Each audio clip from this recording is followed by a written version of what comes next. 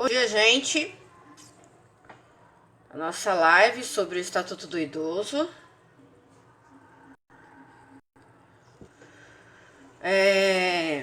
Hoje a gente vai pegar o capítulo 5. Isso, capítulo 5 do Estatuto do Idoso, tá bom? Deixa eu só entrar aqui e convidar todos os nossos amigos pra gente continuar falando sobre o Estatuto do Idoso, tá bom? Só um instante. Opa! Só um instante que eu vou convidar todos. Só aí. Meu celular tá com problema de conectividade, tá bom? Se cair, eu tento retornar. Como foi a semana de vocês? Como que foi o final de semana de vocês? A gente tá ansioso, né, para que todas as atividades elas sejam autorizadas o retorno. Esse mês foi liberado mais 2 horas para o comércio, né? Isso quer dizer que a gente tá indo bem. Porém, apareceu uma variante Delta aí, né? E segundo informações, a gente corre o risco de um contágio igual às ondas anteriores. Eu esqueci a palavra técnica que eles falam agora. Mas a gente corre esse risco. Então vamos ficar bem atento à nossa saúde, continuar com todos os cuidados, tá? Porque infelizmente essa variante corre o risco de um contágio comunitário, tá bom? Deixa eu tirar a luz do sol aí de vocês. Isso. Deixa eu ver assim. Assim fica muito claro. E assim. Isso. Já convidei todos os nossos amigos. Agora é só eles entrarem e seguir a gente, tá bom? Meu nome é Rosana, eu sou assistente social. Trabalho com a população idosa hoje, tá? Só que eu me formei em 2012, julho de 2012. Assumi um acolhimento para a população em situação de rua. Fiquei lá até 2016. Aí depois... Isso, 2016. 2016 ou 2018? E aí consegui realizar um trabalho, porque trabalhar com população em situação de rua, você tem que entender a demanda deles. Não julgar, sair julgando. Julgando é mais fácil, né? Quando a gente faz um julgamento precoce da situação. Nem todo mundo que tá... Na verdade, gente, ninguém nasceu morando na rua. Por isso que a gente não usa o termo morador de rua. Porque não existe morador de rua. Existe pessoas em situação de rua. Porque naquele momento, devido a algumas circunstâncias, ela está na rua. Mas ela não faz parte da rua, né? Então que a gente possa compreender isso. E não já sair discriminando, né? Bom dia, Cláudio. Bom dia a você que entrou, não consigo ver o seu nome. Bom dia a todos. Então, a gente trabalha com a população idosa aqui em Itaquá. É uma instituição sem fins lucrativos que participou de um edital de chamamento, né? Que é a forma que das entidades demonstrarem interesse em atuar com aquele público-alvo. Aqui em Itaquaquecetuba, o centro de convivência ele é um público maravilhoso, gigantesco, né? É um projeto que vem bem antes de 2006, por aí. Nós somos referência de mais de 1.000 idosos, isso antes da pandemia, tá? A gente tinha 1.130 idosos cadastrados e 95% desse valor ativos. Nós tínhamos atividade desde as 7 horas da manhã. Dona Júlia tá falando que tomou a vacina Astra com espaço de 12 semanas para a segunda dose. Parece que vai mudar o espaço de tempo. Isso. Se mudar, se alterar alguma coisa em virtude de qualquer novidade aí no sistema da saúde, no sistema imunológico, né? Que a gente tem um esquadrão aí estudando as variantes, estudando as melhores formas da gente se imunizar. Pode deixar, qualquer novidade eu passo para vocês. Então, falando, a gente atendia presencialmente mais de 1.000 idosos. A partir das 7 da manhã a gente tinha atividade física.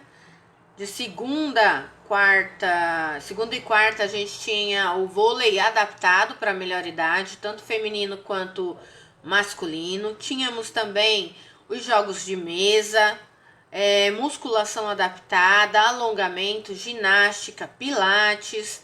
Então, e toda sexta-feira, 10 horas, era a nossa reunião socioeducativa, que passou para quinta-feira, né? Hoje, 11 horas. E toda última sexta-feira do mês, nós tínhamos o baile da terceira idade, que iniciava 1 hora e ia até às 17, com música ao vivo a cada 2 meses, né? Quando não, todos os meses. Então, é uma dinâmica bastante que contempla diversos gostos, né? Para atender a melhor idade. A gente precisa entender que chegar na melhor idade é se dar o direito de viver aquilo que você não pôde viver na sua juventude. Muitos de nós, muitos de vocês tiveram suas vidas interrompidas porque tinha que ajudar a mãe ou pai com os irmãos, tinha que sair para trabalhar cedo. Então eram várias demandas daquela época que nós deixávamos de viver a nossa vida para ajudar os nossos pais, né? Então hoje, chegar na melhor idade não é se envergonhar. Muita gente tem vergonha de dizer que está na melhor idade. Você precisa se orgulhar, porque hoje você tem condições de fazer uma atividade física, fazer um passeio. Se você tem 65 anos e quer viajar, procura a empresa que faz essa viagem. Ela deve ter um programa específico para atender a população idosa, porque é lei ofertar 2 vagas, se não me engano, salvo engano. E se não houver mais vagas naquela viagem, dá 50% de desconto na passagem. Então você pode agendar a sua viagem. Você vai lá na empresa e agenda para a data que ela tiver uma passagem 100% gratuita ou com 50% de desconto. Não deixe de viver, viva tudo que você tiver com vontade, desde que não coloque a sua vida em risco, nem a vida de outras pessoas em risco. Porque a gente precisa estar atento àquilo que faz bem para nós e aquilo que produz mal, que a consequência vai ser ruim para nós. Então a gente precisa estar com essa concepção, né? De viver, mas viver de uma forma que não vá nos fazer mal. Então não adianta eu falar, eu tô na melhor idade, eu vou fazer o que eu quiser e seja o que Deus quiser, né? Não pode. A gente tem que ter consciência, responsabilidade com a nossa vida, né? Então hoje eu já vou pegar aqui o meu livro, a gente vai falar sobre capítulo 5, tá bom? Vamos, o pessoal não tá... Eu acho que muitas pessoas não gostaram desse tema, estatuto, né? Porque é lei, e a lei, às vezes, ela é cansativa.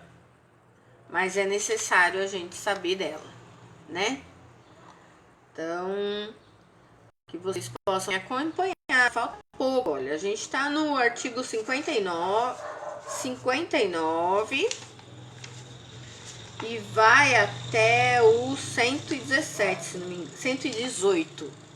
Então, falta metade aí, é rapidinho, tá bom? Então, vamos lá. Estatuto do Idoso, capítulo 5, que fala sobre da apuração administrativa de infração às normas de proteção ao idoso. Então, o capítulo 5 vai falar sobre a apuração administrativa de infração às normas de proteção ao idoso, tá bom?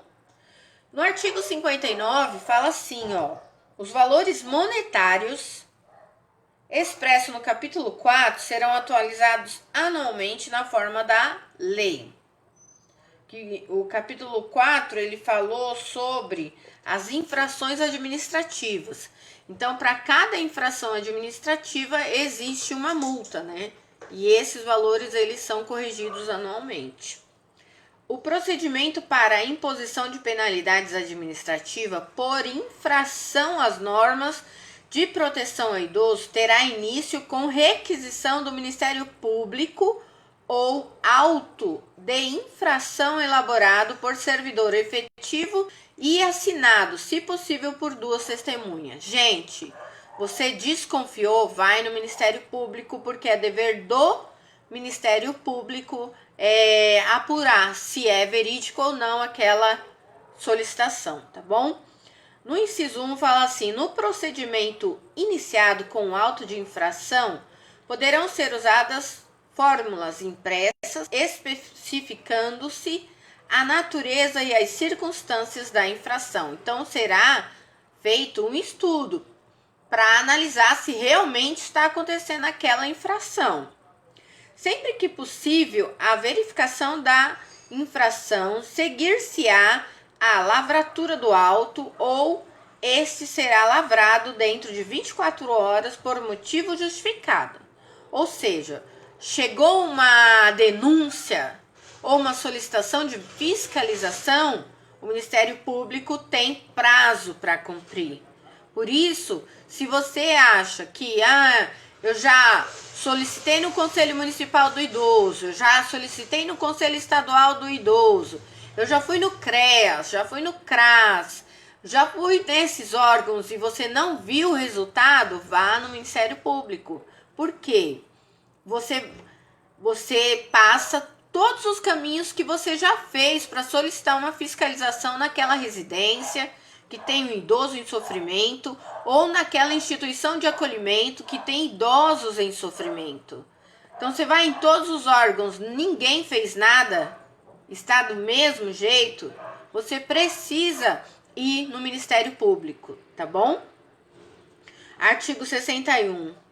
O autuado terá prazo de 10 dias para a apresentação da defesa, contado da data da intimação, que será feita pelo autuante no instrumento de autuação quando for lavrado na presença do infrator, por via postal, quando aviso de recebimento. Então, a pessoa foi ali notificada de que existe uma denúncia, uma solicitação de fiscalização para apurar uma situação, ele tem 10 dias para como que fala? Justificar, se defender, a palavra correta, né? Bom dia, dona Célia. Dona Célia tá dando bom dia a todos. No artigo 62 fala assim: havendo risco para a vida ou a saúde do idoso, a autoridade competente aplicará à entidade de atendimento as sanções regulamentares, sem prejuízo da iniciativa e das providências que vierem a ser adotadas pelo Ministério Público ou pelas demais instituições legitimadas para fiscalização. Então, tudo tem um prazo.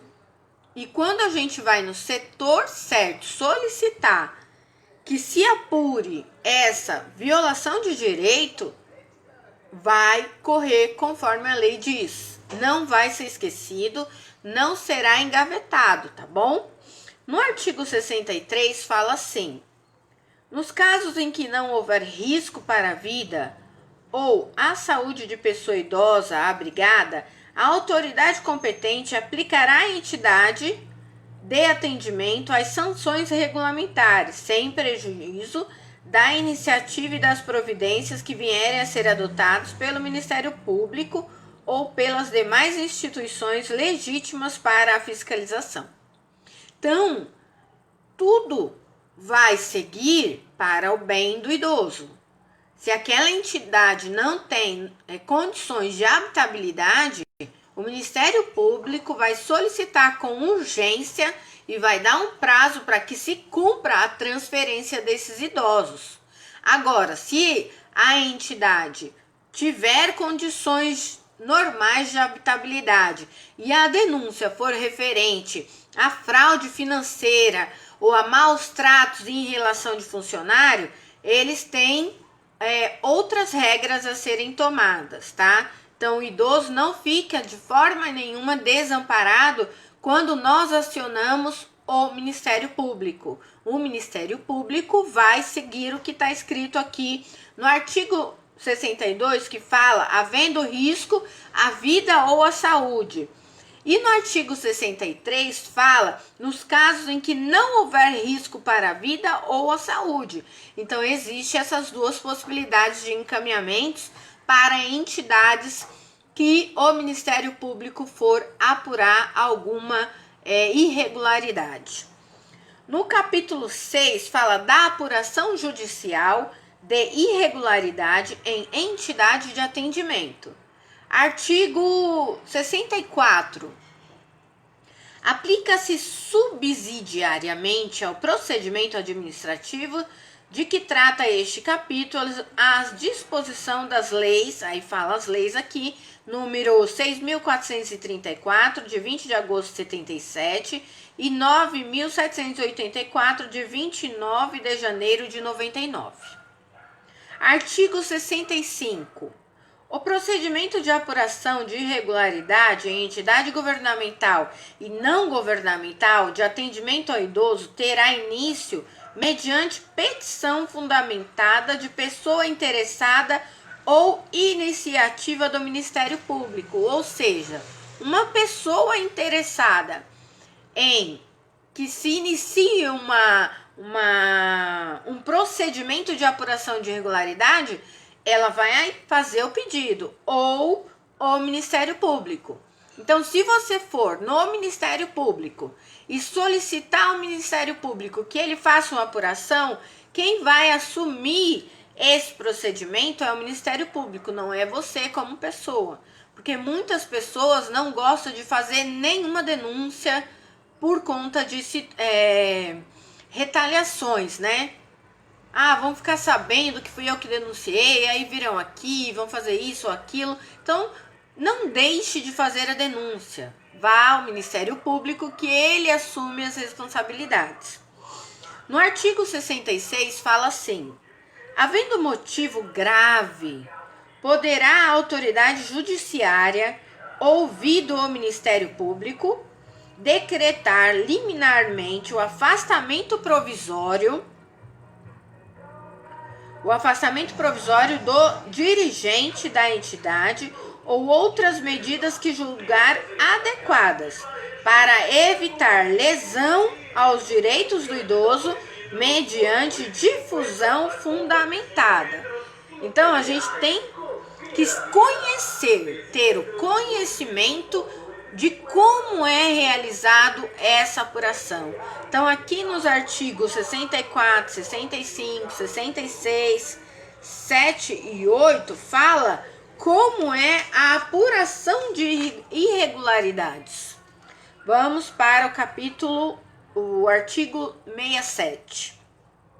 O dirigente da entidade será citado no prazo de 10 dias, oferecer resposta escrita, podendo juntar documentos e indicar as provas a produzir.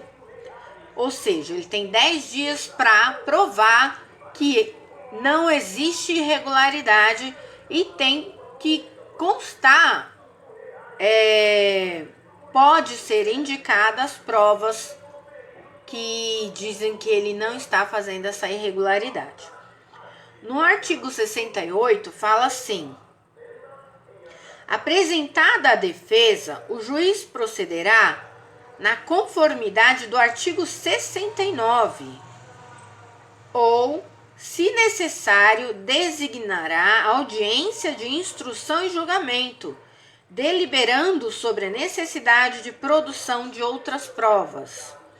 Salvo manifestação em audiência, as partes e o Ministério Público terão 5 dias para oferecer alegações finais, decidindo a autoridade judiciária em igual prazo. Em se tratando de afastamento provisório definitivo de dirigentes de entidade governamental, a autoridade judiciária oficiará a autoridade administrativa imediatamente superior ao afastado, fixando-lhe prazo de 24 horas para proceder à substituição. Ou seja, aquela pessoa, ela representa uma entidade governamental. Então, o Poder Judiciário vai comunicar ao supervisor dela, e esse supervisor tem 24 horas para substituir aquele dirigente. Antes de aplicar qualquer das medidas, a autoridade judiciária poderá fixar prazo para remoção das irregularidades verificadas. Satisfeitas as exigências, o processo será extinto em julgamento do mérito. Então, assim, suponhamos que são situações que tem como reverter, igual essa anterior que eu falei. Troca o dirigente e, se a denúncia de irregularidade é referente ao dirigente, ele será retirado, colocado outro, então sanou aquele problema. A gente espera que é sanado, né? Então, ali já finaliza aquele processo. A multa e a advertência serão impostas ao dirigente da entidade ou ao responsável pelo programa de atendimento. Ou seja, suponhamos que o presidente ele apresentou um projeto para atender a população idosa, porque a gente está lendo o Estatuto do Idoso, né? E ele não está atendendo de forma adequada, ele não está cumprindo os deveres dele enquanto entidade e assegurando os direitos dos idosos enquanto usuário daquele serviço. Ele pode ser criminalmente, responder a um processo civil também, e ele pode também ser solicitado uma multa para ele pagar. Então, por isso que eu falo para vocês, nós temos o dever de fiscalizar. E quando eu falo fiscalizar, não é chegar lá abrindo armário, vendo mantimento, roupa limpa, essas coisas. Não precisa tudo isso. Sabe por quê? Porque às vezes a gente vai lá várias vezes e vê aquela mesma situação. Aquela mesma situação. Se conversa com um, conversa com outro, fala que vai mudar e não muda. Então a gente aciona o Ministério Público para que Porque o Ministério Público, ele tem autoridade de abrir um processo. A gente também tem essa prerrogativa. Porém, o Ministério Público é mais rápido, né? Então a gente pode acionar o Conselho do Idoso, acionar o Conselho do Idoso Municipal, Estadual, Nacional, Defensoria Pública e Ministério Público. Então vamos fazer a nossa parte. Tem o CRAS perto da sua casa também. E tem o CREAS aqui em Itaquá. Então, assim, se tem o CREAS no seu município, vai até o CREAS, delata a situação, espera 15 dias, 30 dias para ver se o CREAS tomou alguma iniciativa, não tomou, vai no Conselho do Idoso. Ah, não adiantou, aciona o Conselho Estadual, aciona o Conselho Nacional, não adiantou, vai no Ministério Público, na Defensoria Pública, faz o relato de todas as solicitações que você fez e até o momento ninguém tomou providência. Então a gente deve cumprir o nosso dever. Porque existem muitas pessoas por aí, muitos relatos de situações de acolhimento de idoso, de maus tratos. Bom dia, dona Ondina. São muitas pessoas que moram sozinha ou com seus filhos. Quantos idosos moram com seus filhos num quartinho escondido, lá no fundo da casa, porque a família, o filho não quer que esse idoso apareça para os amigos verem. Então a gente tem que estar atento a essas situações, para que possamos de verdade fazer com que essas pessoas vítimas de violência, pode ser violência psicológica, pode ser violência patrimonial, quando as pessoas tomam conta das coisas dela, pode ser violência física, violência sexual. Às vezes a gente tem conhecimento de idosos que passam por situação de violência sexual. Gente, antigamente, há uns 50, 100 anos atrás, as pessoas casavam porque os pais decidiam que elas deviam casar. E às vezes isso acontece, tem idosos vítimas de violência sexual, de abuso sexual pelo marido, pelo companheiro, porque a mulher foi educada pela mãe que ela tem que deixar o marido fazer o que quiser. Não, as leis mudaram. As leis mudaram, ninguém é obrigado, o corpo é seu. Você tem o direito de fazer com ele o que você quer. E não o outro fazer com o seu corpo o que ele quer. Então vamos estar atentos aos nossos idosos, para que a gente de fato venhamos a produzir e ter a postura e assumir a nossa parcela de responsabilidade com o bem-estar do outro, tá bom? Um beijo, me segue aí nas redes sociais e a gente vai finalizando por aqui. E semana que vem, quinta-feira, 11 horas, nós voltamos com o capítulo, deixa eu ver qual é o capítulo.